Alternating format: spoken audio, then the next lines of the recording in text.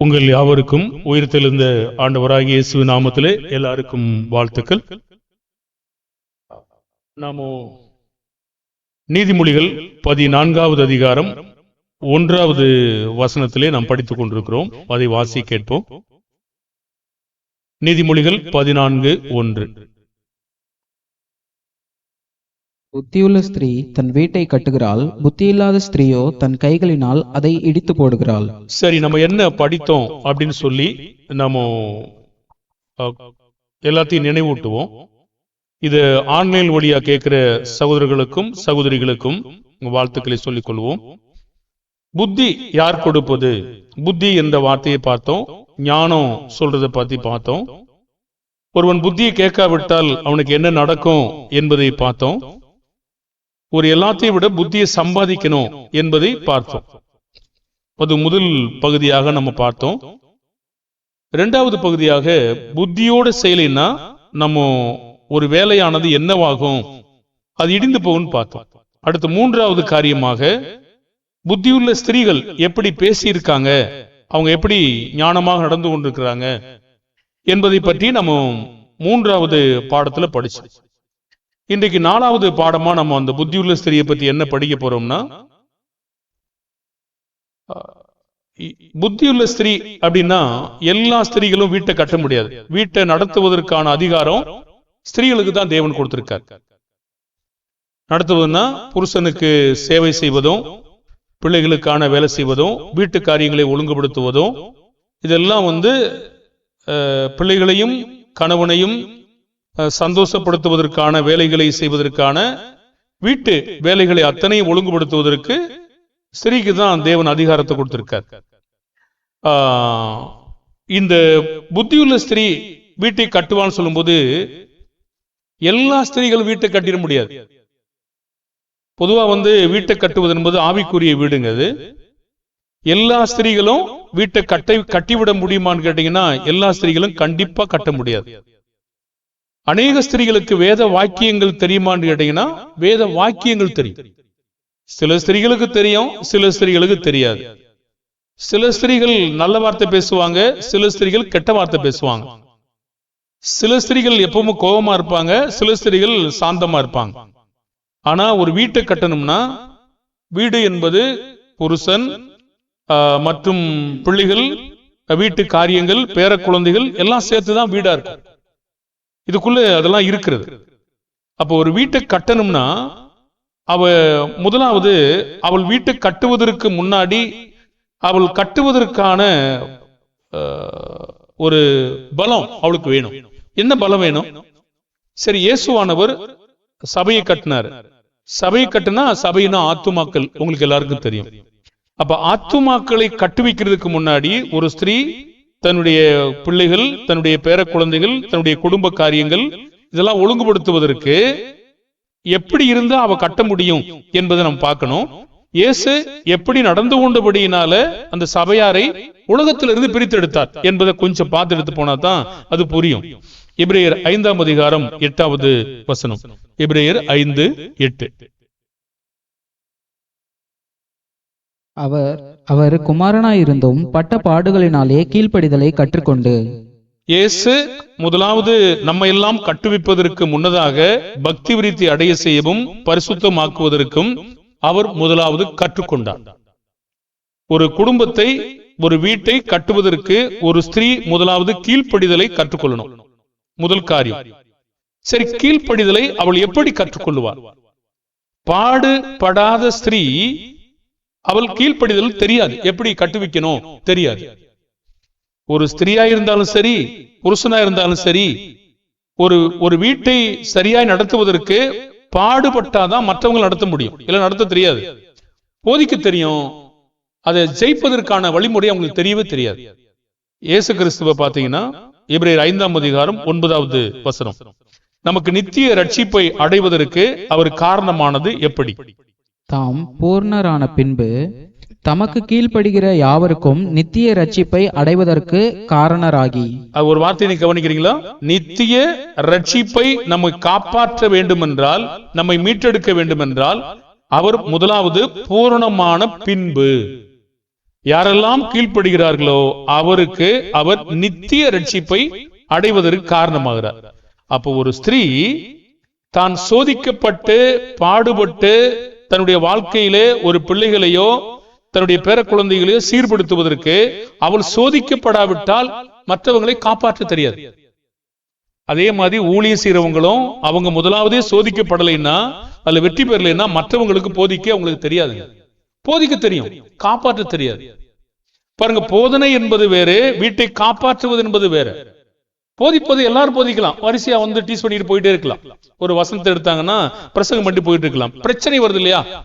அந்த பிரச்சனை வருகிற பொழுது தன்னுடைய பிள்ளைகளையும் பேர குழந்தைகளையும் தன்னுடைய கணவனையும் எப்படி சரியான முறையில கொண்டு வருவது எப்படி தெரியும்? அதற்கு அந்த ஞானம் அவங்களுக்கு இருக்காது. அது பாருங்க, போதிக்க தெரியறது வேற, மீட்க தெரியறது வேற. மீட்க தெரியாது, நிறைய ஸ்திரீகளுக்கு மீட்க தெரியாதுங்க.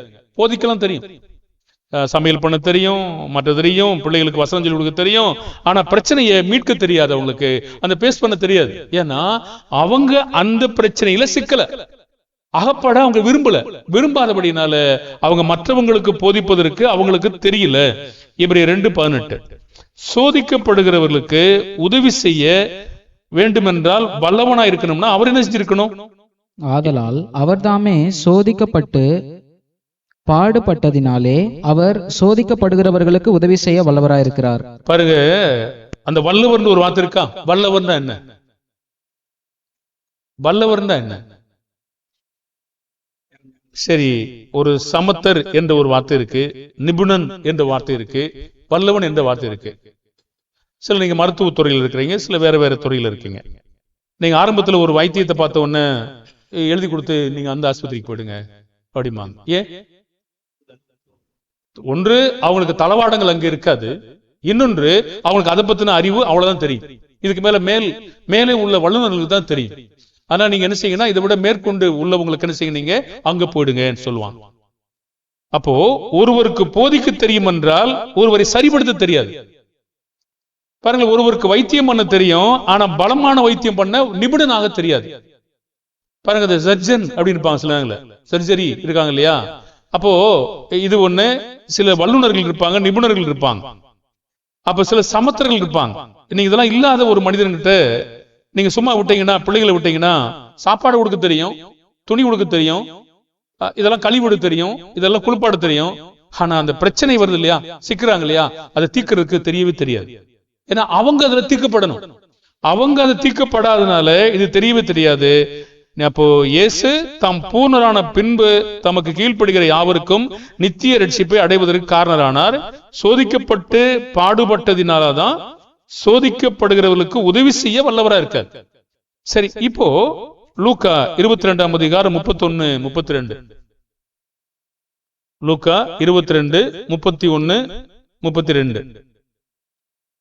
மற்றவர்களை கட்டுவிக்கும் முன்பாக வீடு கட்டுற ஸ்திரீ சோதிக்கப்பட்டிருக்க வேண்டுமா? பின்பு கர்த்தர், சீமோனே சீமோனே, இதோ கோதுமை சுளையினால் பிடிக்கிறது போல சாத்தான் உங்களை பிடிக்க உத்தரவு கேட்டுக்கொண்டான். சரி, இப்பொழுது முதலாவது சீமோன் போதிக்கணும், மற்றவங்களை போதிச்சு குணப்படுத்தணும்.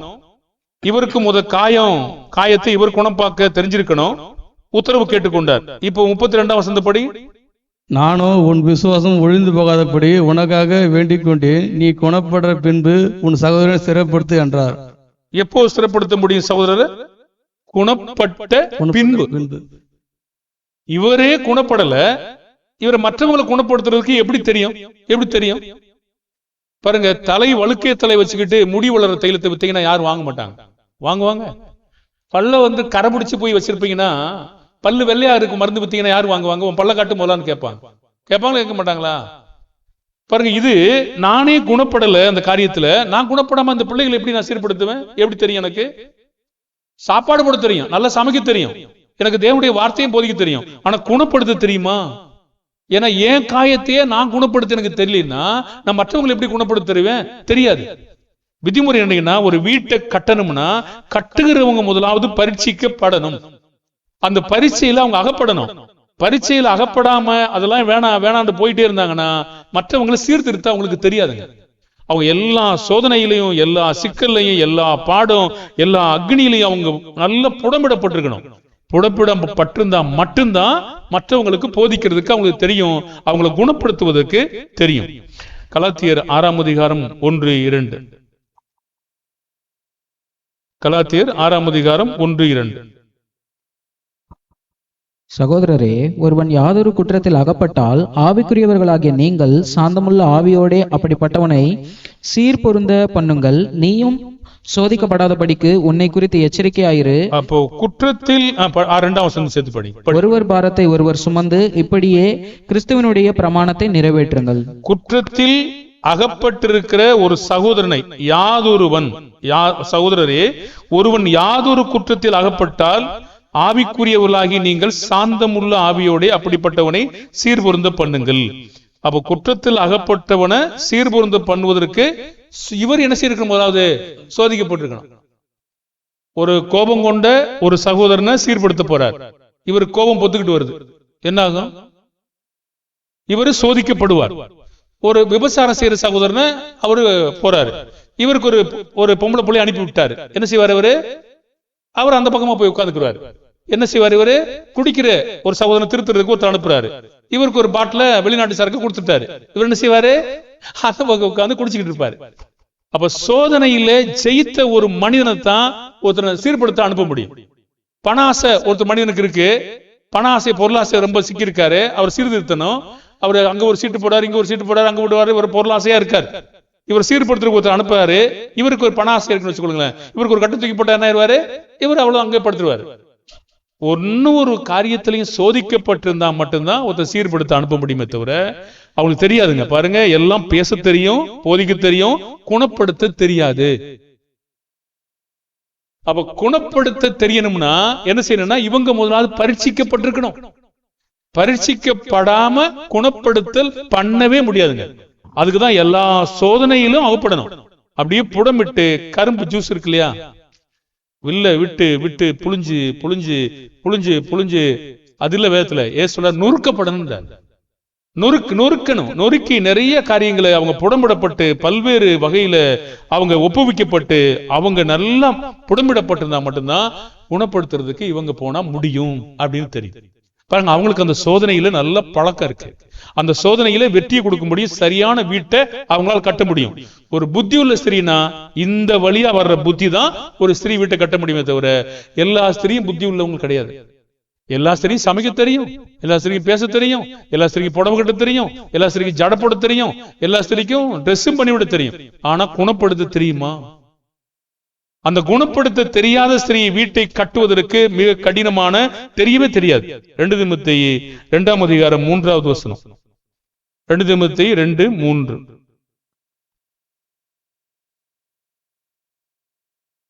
நீயும் இயேசு கிறிஸ்துவுக்குள் நல்ல போர் சேவகனாய் தீங்கு அனுபவி.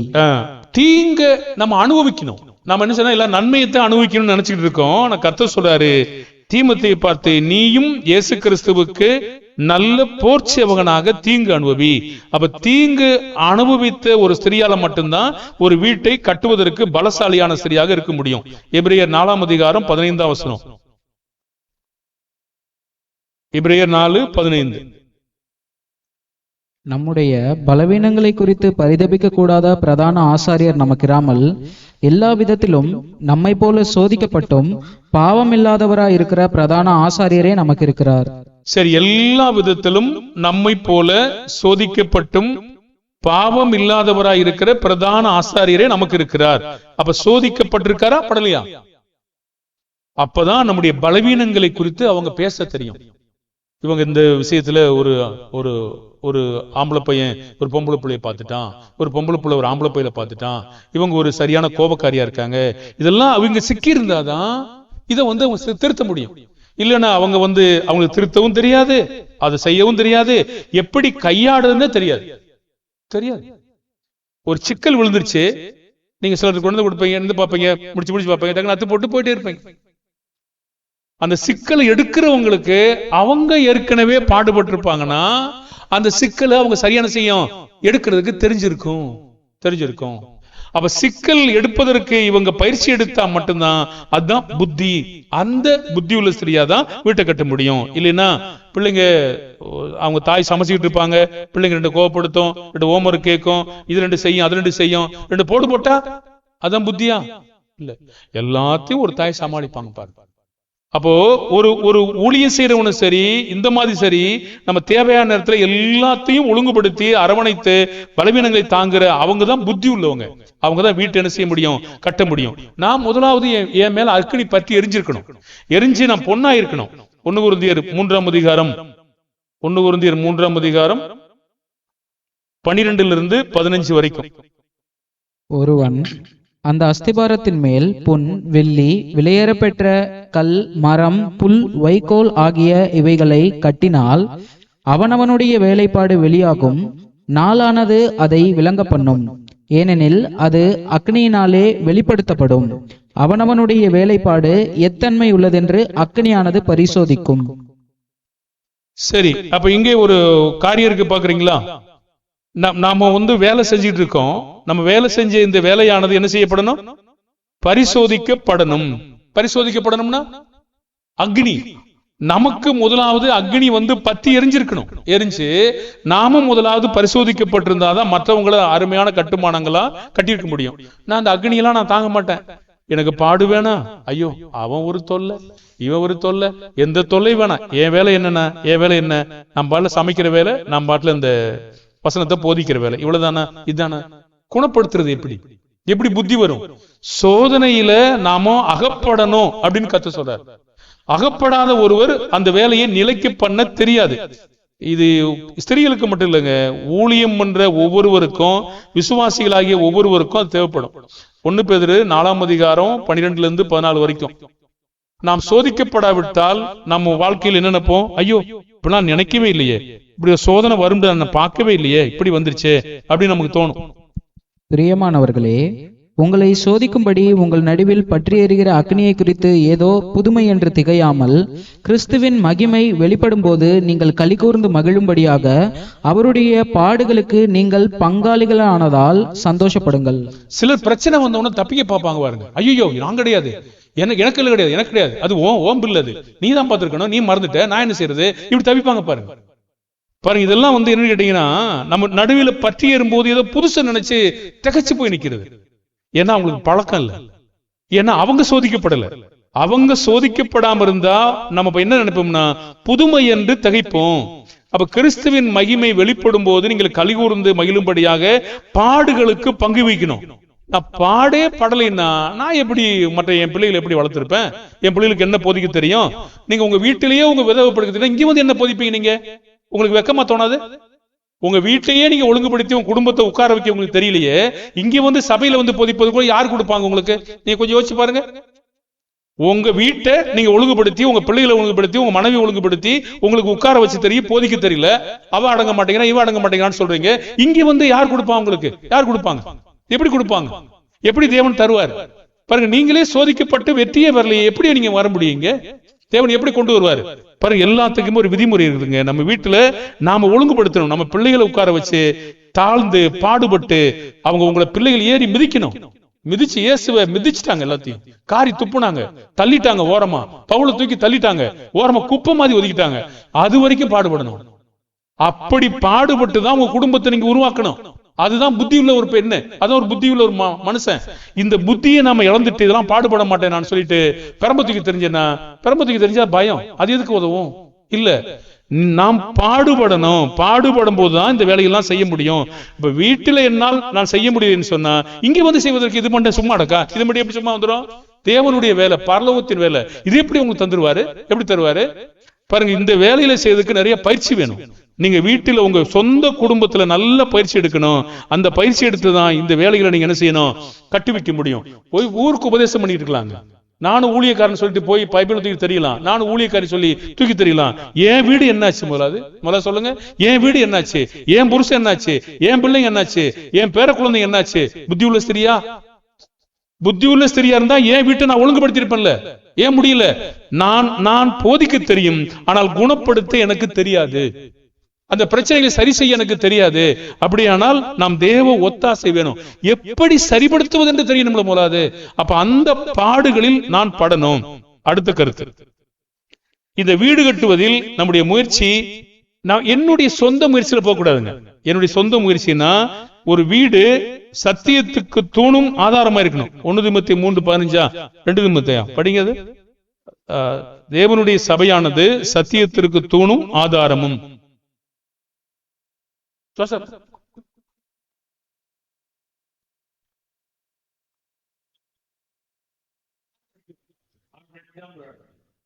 தாமதிப்பேனேயாகில் தேவனுடைய வீட்டிலே நடக்க வேண்டிய வகை நீ அறியும்படி இவைகளை உனக்கு எழுதுகிறேன். அந்த வீடு ஜீவனுள்ள தேவனுடைய சபையாய் சத்தியத்துக்கு தூணும் ஆதாரமுமாய் இருக்கிறது. அப்ப ஒரு வீடு கட்டணும்னா அது சத்தியத்திலையும் அது தூணும் ஆதாரமா இருக்கணும். அப்பதான் அந்த வீடு நிலைச்சு நிற்கும். ஒரு கட்டுக்கதை, சொந்த விளக்கம், வியாக்கியான புஸ்தகங்கள், கிளவிகள் பேச்சு, சீர்கட்ட பேச்சுகள்லாம் ஒரு வீட்டை கட்ட முடியாதுங்க. 1 தீமோத்தேயு 4:7 வீடை கட்டுவதற்கு தேவ பக்தி வேணும். தேவ பயம் என்ன? 1 தீமோத்தேயு சீர்கேடும் கிழவிகளும் இரவு பேச்சுகிற கட்டுக்கதைகளுக்கு விலகி தேவனுக்கு தேவ பக்திக்கு எதுவாக முயற்சி பண்ணு. சரி, தேவ பயம்னா என்ன? தேவ பக்தினா என்ன? இயேசு தேவன்ட்டு பயந்திருந்தார். எல்லாரையும் விட யாருக்கு பயந்திருந்தார்? பிதாவுக்கு. இப்ப எல்லாரையும் விட யார் மேன்மையானவர்? பிதா. இப்ப தேவ பயம்னா என்ன? எல்லாரையும் விட உயர்ந்தது எதுவோ அதுக்கு பயப்படுறதுதான் தேவ பயம். அப்ப தேவ பயம்னா சகலத்தை விட, எல்லாத்தையும் விட, வானம் பூமி எல்லாத்தையும் விட யார் உயர்ந்தவரோ, யார் மேன்மையானவரோ அதுக்கு பயப்படுவதாங்க தேவ பயம். அப்ப தேவ பயம் என்றால் அந்த தேவ பயத்தை கூட வீடு கட்டணும்னா சீர்கேட்டு போகக்கூடிய பேச்சு, கிளவிகள் பேச்சு, கட்டுக்கதை, இதெல்லாம் நம்ம சொல்லி தெரிய முடியுமா? ஒரு வீட்டை கட்ட முடியுமா? பாட்டி வடை சுட்டு சொல்லி வீட்டை பிள்ளைங்க கட்டுவீங்களா? அது கட்ட முடியுமா? ஒவ்வொரு முறையும் நீங்கள் தேவனுடைய வார்த்தையை பேசணும். கணவன் மனைவி சண்டை வந்துச்சு, என்ன நினைச்சுக்கிட்டு இருக்க, என்ன நான் சொல்றேன் பேசிக்கிட்டே, நீங்க பேசு நான் பேசு, ரெண்டும் பேசு, இப்படி என்ன செய்யணும் முழுக்கும்? நீயும் பேசுறீங்க, அவளும் பேசுறீங்க, அவன் பேசுறா, நீங்க பேசுறீங்க, 2 பேர் பேசுறீங்க, பிள்ளைங்க பேசுற, நீங்க பேசுறீங்க, என்ன தீரும்? எதுவும் தீராது. தயவு செய்து இங்க வாங்க. ஒண்ணு நீங்க கர்த்தருடைய வார்த்தை சொல்லுங்க, நான் கேட்கிறேன். இல்ல நான் கர்த்தருடைய வார்த்தை சொல்றேன், நீங்க கேளுங்க. முடியுமா? முடியாதா? முடியணும். இப்படி தீர்மா தீராதா? சரி, இப்ப உட்காந்துட்டீங்க, அதுல 2 பேர் கருத்து வேறுபடுது. உங்களுக்கு இந்த சூழ்நிலை வேற, அந்த சூழ்நிலை வேற. அது சரியா புரிஞ்சுக்கணுமா வேண்டாமா? பகுத்து பார்க்க தெரியணுமா வேண்டாமா? வேத வசனங்களை பகுத்து பார்க்க நிறைவேறி போனது எது, முடிச்சு போனது எது, இன்றைக்கு எது பழைய ஏற்பாட்டு பிரமாணம், புதிய ஏற்பாட்டு பிரமாணம் எது, இன்னைக்கு எது நடைமுறையில் இருக்கு, எது நடைமுறையில் இல்ல, எது நமக்கு சொல்லப்பட்டது, எது மற்றவங்களுக்கு சொல்லப்பட்டது, இதெல்லாம் பிரிச்சு பார்க்கணுமா வேண்டாமா? அதுல சொன்னா தீருமா தீராதா? தீரும். ஆனா அதெல்லாம் சொல்லாம நீங்க புகை முழுக்க 2 பேரும் மாறி மாறி சண்டை போட்டீங்கன்னா அது என்ன உங்களுக்கு கட்டு வைக்கப்படும்? ஒரு கட்டு வைக்கப்படாது. தேவனுடைய வார்த்தையில இந்த வார்த்தையை இந்த வார்த்தை இப்படி சொல்லுது, நான் புரிஞ்சிருக்கிறேன், ஏற்றுக்கொண்டா ஏற்றுக்கொள்ள போ, அடுத்த கட்டத்துக்கு போங்க, அடுத்த வசனத்துக்கு போங்க, அடுத்த காரியத்துக்கு போங்க. அப்போ இத ஒரு வசனத்துல இது என்ன இருக்கு நீங்க அங்கே என்ன செய்யுங்க? ஒரு வசனத்துல இருந்து இன்னொரு வசனத்துக்கு போக விடாதுங்க. ஒரு வசனத்தை நீங்க காட்டினீங்கன்னா ஒரு வசனத்துல இருந்து இந்த வசனம் என்ன சொல்லுது, ஆமாவா இல்லையா? ஆமா ஆமா ஆமா சொல்லுங்க, இல்லைன்னு இல்லை சொல்லுங்க. இப்போ அடுத்த வசனத்துக்கு போங்க, இப்போதான் சரியா வரும். இல்ல இது இருக்கு, ஆமா இருந்தாலும் அங்கே போக கூடாது. இது ஆமாவா இல்லையா நீங்க கேட்கணும். பிரச்சனை தீர்க்கணும் அப்படி தீர்க்க முடியும். நீங்க இது ஆமான்னா ஆமா, இல்லைன்னா இல்ல. நீங்க அடுத்த வருஷத்துக்கு போகும்போது அது ஆமானா ஆமா, இல்லைன்னா இல்ல. சரி, ரெண்டையும் இப்படி சேர்த்து பாருங்க, எது பொருந்தும் எது பொருந்தல. உதாரணத்துக்கு தேவனை ஒருவனும் ஒரு காலம் கண்டதில்லை அப்படின்னு ஒரு வார்த்தை இருக்குது. ஆமா ஆமாவா இல்லையா? காணல. சரி, அப்படியான என்னை கண்டவன் பிதாவை கண்டான், ஆமாவா இல்லையா? ஆமா. ரெண்டையும் எப்படி சேர்ப்பீங்க? எப்படி பொருந்தோம்? சரி, ஒண்ணு விளங்கல, விட்டுருங்க, அந்த பேச்சை விட்டுருங்க. உனக்கு விளங்கல, எனக்கு விளங்கல, விட்டுருங்க, வேற பேச்சுக்கு போவோம். அதை விட்டுருங்க, வேற எதுக்கு போங்க. அங்கே இருந்துகிட்டு இங்க என்ன செய்வீங்க நீங்க? எப்படி வாக்குவாதம் பண்ணுவீங்க? அப்ப அதுக்கு பதில் சொல்லணும்ல, இதுக்கு பதில் சொல்லணும்ல. தெரியலன்னா சொல்லாதீங்க, தெரிஞ்சா இது கிரியைகளை பற்றி சொல்லுது அடுத்து சொல்லிக் கொடுங்க. இது இப்படிதான் நீங்க விளக்கி சொல்ல தெரியுமே தவிர அங்க வந்துட்டு வாக்குவாதம் பண்ணக்கூடாது. அப்ப ஒரு புத்தினா இதுதான் புத்தி. வேத வாக்கியங்களை பகுத்து பார்த்து ஒரு வீட்டை என்ன செய்யணும்? கட்டணும். அப்பதான் சீர்கேடும் கிளவிகள் பேச்சுமா இருக்கிற கட்டுக்கதைகளுக்கு விலகி தேவ பக்திக்கு எதுவா முயற்சி பண்ணும். உயர்வான மேன்மையான எல்லாவற்றை விட மேன்மையான வார்த்தை எதுவோ அந்த வார்த்தையை தான் நம்முடைய வீட்டை கட்டணுங்க. அந்த வீடு தான் நிக்குங்க. இல்லைன்னா மத்த 7ஆம் அதிகாரம் என்ன சொல்லுதுங்க? மணல் மேல் கட்டப்பட்ட வீடு, இன்னொன்னு கண்மலையில் மேல கட்டப்பட்ட வீடு. மணல்ல கட்டின என்ன ஆகும்? சொந்த விளக்கத்தை சொல்றீங்க, சொந்த கதையை சொல்றீங்க, அவன் சொன்னா இவன் சொன்னான்னு சொல்றீங்க. அது எவ்வளவு நேரம் நிற்கும்? நெருப்ப பத்த வச்சா எரிஞ்சு சாம்பல் ஆயிடும். ஆமாவா இல்லையா? மனுஷனுடைய வார்த்தைகளும் மனுஷனுடைய விளக்கங்களும் சாம்பலாகிவிடும். தேவனுடைய வார்த்தை சொன்னீங்கன்னா அது கோதுமை மணி. இதெல்லாம் மனுஷனுடைய வார்த்தையெல்லாம் பதர், கண்மலையை நொறுக்கும் சம்மட்டி. அது மாதிரி நீங்க தேவனுடைய வார்த்தையை சொல்லி கட்டினீங்கன்னா தேவ பக்திக்கு எதுவா முயற்சி பண்ணும். ஒரு வீடு கட்டணும்னா தேவ பக்திக்கு எதுவா மேன்மையான உயர்வான வார்த்தைகளை பேசி நம்ம கட்டணும். நீதிமொழிகள் 9:1. நீதிமொழிகள் 9:1. தேங்க்யூ. ஞானம் தன் வீட்டை கட்டி தன் 7 தூண்களையும் சித்திரம் தீர்த்து. ஞானம் தன் வீட்டை கட்டி 7 தூண்களையும் சித்திரம் தீர்த்து. அப்ப ஞானத்தினால நம்முடைய வீடு கட்டணும். அந்த வீடு கட்டுகிற அந்த முயற்சியானது இருந்த போதும் நாம நம்முடைய முயற்சியில கட்டாம கர்த்தருக்கு இடமளிக்கணும். சங்கீதம் 127:1.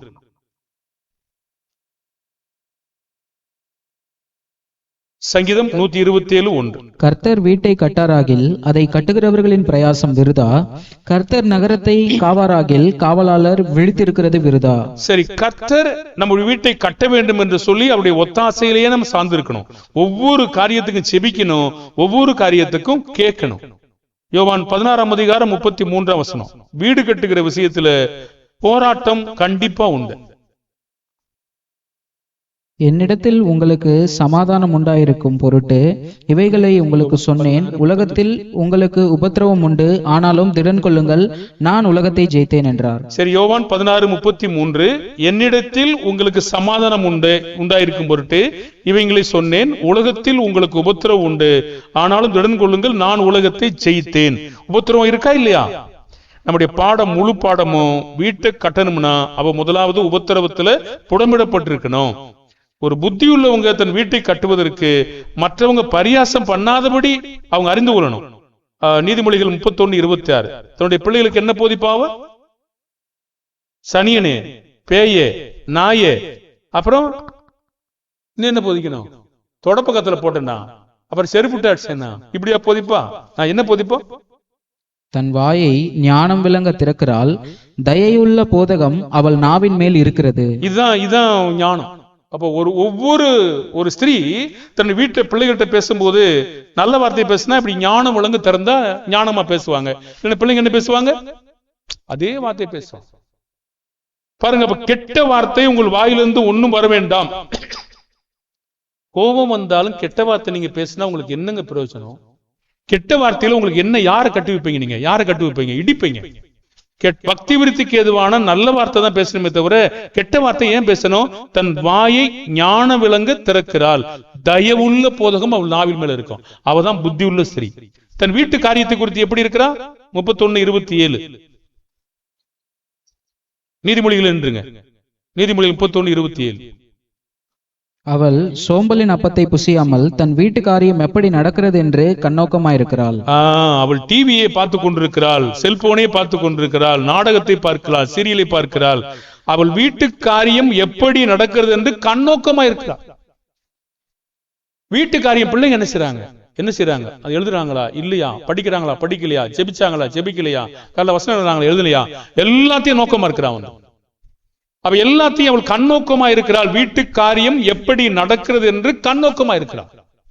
இல்ல அவள் லொல்லல் என்று குறைக்கிறாள். அப்படி குறைச்சிட்டு இருந்தா முடிஞ்சிருமா? பிள்ளைங்க கேட்டுருவாங்களா? கண்ணோக்கமா பார்த்துட்டு இருக்கணும். வாங்க, இது இப்படி செய்யக்கூடாது, இப்படி செய்யணும். பாத்திரம் விளக்குவா, இது இப்படி செய்யறதை விட இப்படி செஞ்சா நல்லா இருக்கும் சொல்லி தரணும். துணி துவைக்கிறா, இப்படி செஞ்சா எப்படி நல்லா இருக்கும் சொல்லணும். துணி காய போடுறாங்க, சனியனே இப்படி காய போடுறது, இப்படி காய போடணுமா அப்படிங்கிற விட இப்படி போட்டா நல்லா இருக்குமா சொல்லி தரணும். ஞானம் விளங்க திறக்கணும்.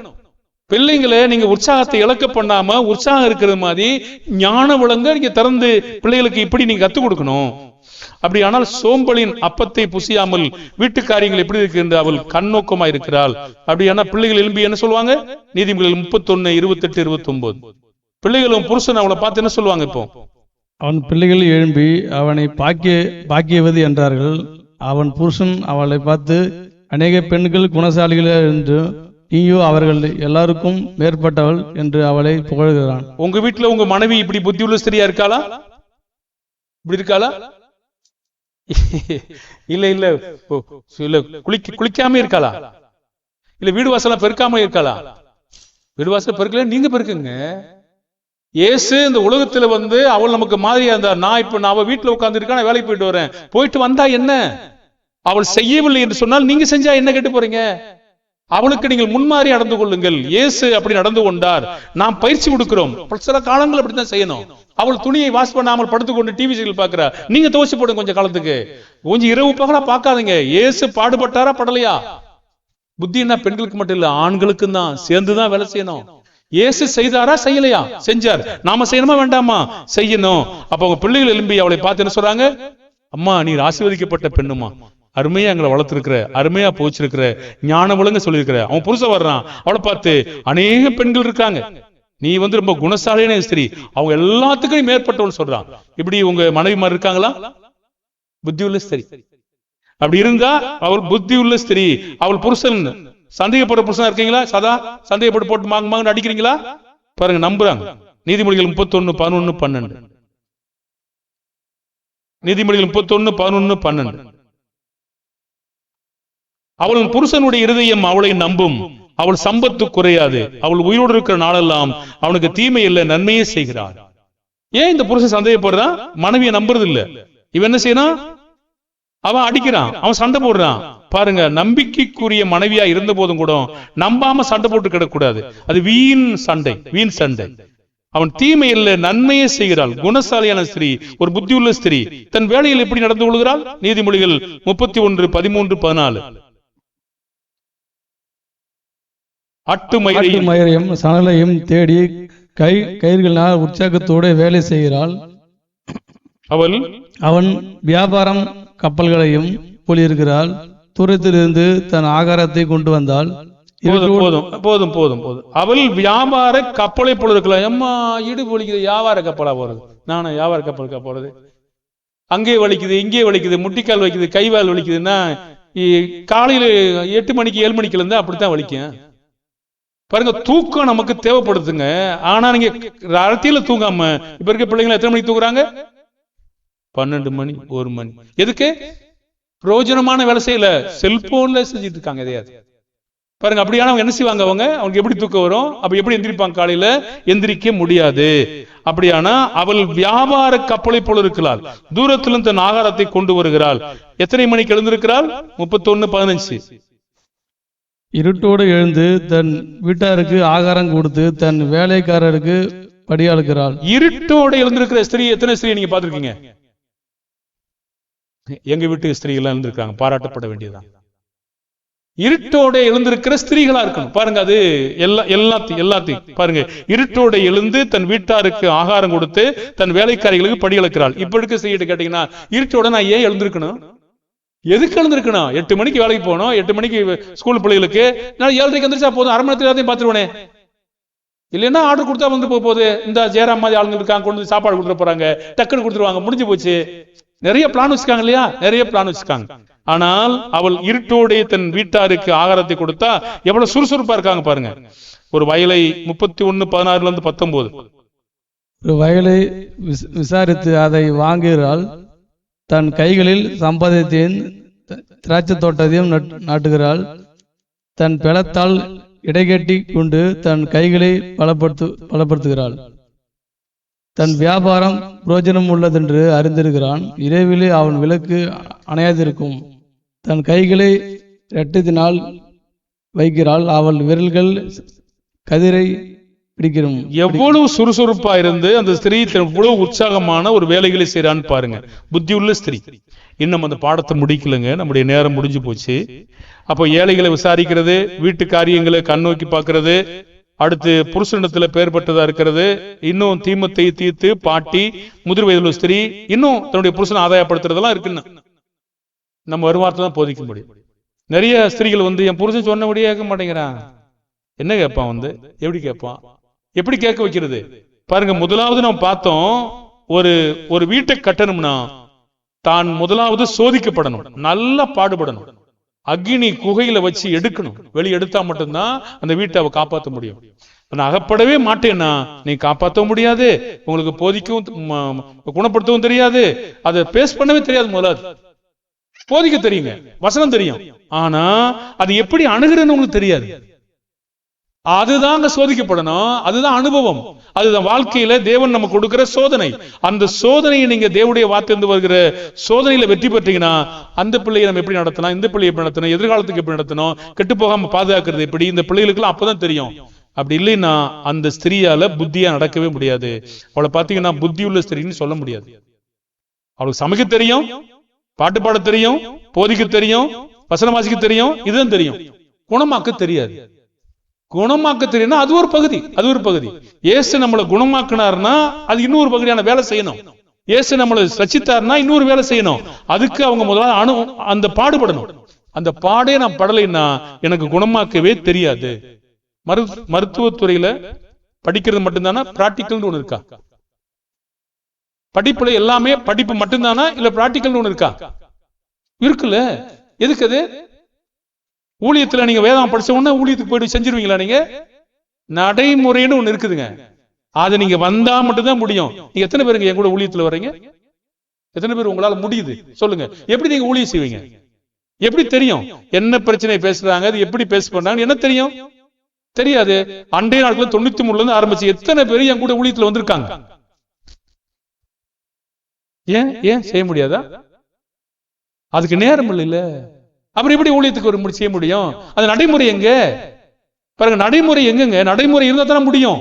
அது எப்படி நடக்கிறது தெரிஞ்சா தானே முடியும். அப்படியான உங்க வீட்டுல முதல்ல நீங்க ஊழியம் பண்ணுங்க. உங்க வீட்டுல முதலாவது உங்களுடைய மனைவி மக்களுக்கு போதிங்க. அதுவே பெரிய ஊழியம். அதை உட்கார வச்சு, அதை போதிச்சு, பாட்டு பாடி, அதுக்கு 10 நிமிஷம் பிரசங்கம் பண்ணுங்க. அது ஒரு பயிற்சி. பிறகு பக்கத்து வீட்டுக்கு போய் சொல்லுங்க, அது ஒரு பயிற்சி. இன்னும் நெருங்கின மக்கள் கூப்பிட்டாங்க, அதுக்கு போய் சொல்லுங்க, அது பயிற்சி. முதல்ல உங்க வீட்டை சீர்படுத்துங்க, அப்பதான் முடியும். அதுவே இல்லைன்னா என்ன முடியும் பாருங்க. அது இல்லாத ஒரு வாழ்க்கை, ஏதோ சும்மா ஒரு மேம்பட்ட ஒரு வாழ்க்கை. போதிக்க தெரியும், குணப்படுத்த செய்யாது தெரியாது. அந்த புத்தி வேணுமே. ஒரு சபைனா போதிக்கிறது மட்டும்தானா, இல்ல எல்லாத்தையும் பேஸ் பண்ணுமா? எல்லாத்தையும் பேஸ் பண்ணும். எல்லா பிரச்சனையும் கொண்டு வருவாங்க. எல்லாத்தையும் பேசி எல்லாத்தையும் ஒழுங்குபடுத்தணும்னா நீங்க அனுபவப்பட்டிருக்கணும். எல்லாத்துலயும் ஏற்கனவே நீங்க சோதிக்கப்பட்டிருக்கணும். சோதிக்கப்பட்டு வெற்றி பெற்றா மட்டும்தான் அதை தேவன் உங்களுக்கு கொண்டு வருவார். உனக்கு தெரியாது, எனக்கு தெரியாது, வாங்க இன்னொருத்தர் போவீங்க, அவ கெடுத்து விட்டு போயிடுவானே. அப்ப எல்லா காரியத்தையும் நீங்க சோதிக்கப்பட்டு எல்லாத்தையும் நீங்க முதலாவது வாங்கியிருக்கணும். அப்பதான் மற்றவங்களுக்கு என்ன செய்ய முடியும்? சொல்லிக் கொடுக்க தெரியும். இல்லைன்னா தெரியாது. இயேசு எல்லா விதத்திலும் சோதிக்கப்பட்டாரா? எல்லா விதத்திலும்.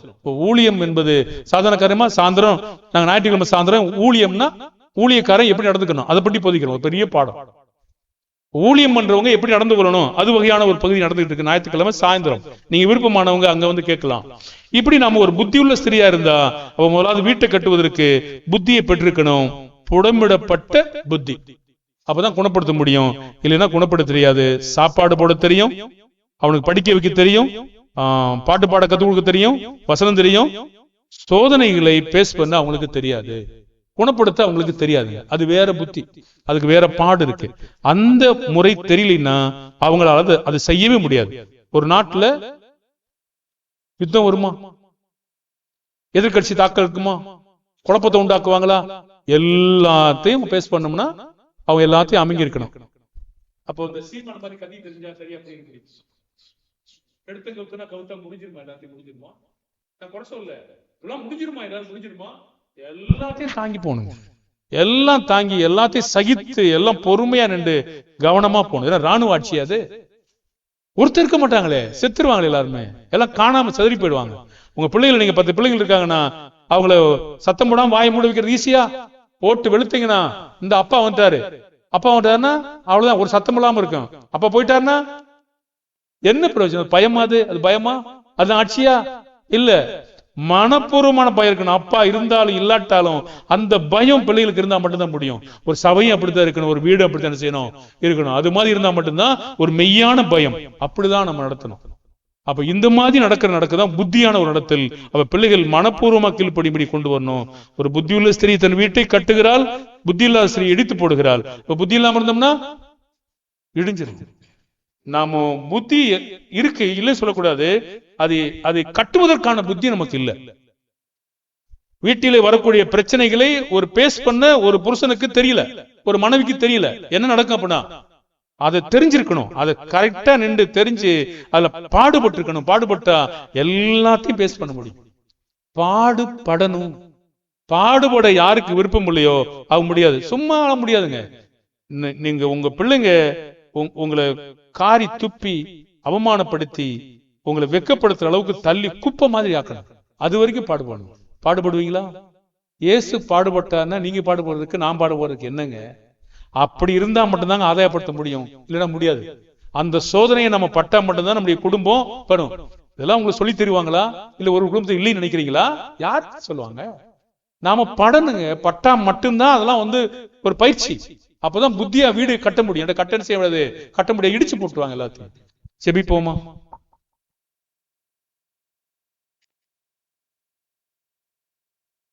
மகா இரக்கமும் அன்பும் நிறைந்த பரலோக பிதாவே, இந்த நேரத்திற்காக நன்றி செலுத்துகிறோம்.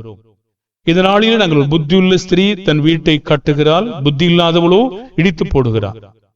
பிதாவே, நாங்கள் எங்களுடைய ஆண்டவர் இயேசு எங்களை ஸ்திரப்படுத்துவதற்காகவும் குணப்படுத்துவதற்காகவும் ரட்சிப்பதற்காகவும் பாடுகள் மூலமாக எல்லோரையும் மீட்கத்தக்கதாக பிரித்தெடுக்கும்படியாக வல்லவரானார். பிதாவே, பேதுருவை பார்த்து சொன்னார், நீ குணப்பட்ட பின்பு சகோதரனை ஸ்திரப்படுத்த. யாதொருவன் குற்றத்தில் அகப்பட்டால் சாந்தம் உள்ளவர்களாகிய நீங்கள் அப்படிப்பட்டவனை சீர்பொருந்த பண்ணு, நீயும் சோதிக்கப்படாதபடி எச்சரிக்கையாரு. எங்களுடைய ஆண்டவர் இயேசு எல்லா விதத்திலும் எங்களை போல சோதிக்கப்பட்டார்.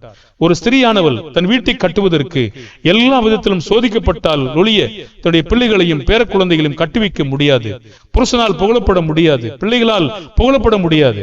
பிள்ளைகள் எழும்பி பாக்கியவதி என்று சொல்கிற அளவுக்கு பாடுபடுகிற ஒரு புருஷனாய் இருக்கவும் பாடுபடுகிற ஒரு ஸ்திரீயாய் இருக்கவும் உதவி செய்யும்படியாய் வேண்டிக் கொள்கிறோம். பாடுகள் வழியாய் இல்லாமல் ஒரு பூர்ணத்தை நாங்கள் அடைய முடியாது, வல்லமையை அடைய முடியாது, மற்றவங்களுக்கு சொல்ல முடியாது. மற்றவங்களுக்கு நாங்கள் சொல்வதற்கு திராணியையும் பலத்தையும் வளர்த்துக்கொள்ள எங்களுக்கு உதவி செய்யும். பிதாவே, வேத வாக்கியங்கள் எவ்வளவு பலம் உள்ளது. அந்த பலமான வாக்கியங்களை அறிந்து கொள்ள ஞானமுள்ளவனாக்கும் உணர்வுள்ளவனாக்கும் பயத்தை தாரும். இயேசுவின் நாமத்தில் செபிக்கிறோம் நல்ல பிதாவே, ஆமென். சோத்திரம் சோத்திரம் சோத்திரம் சோதரி.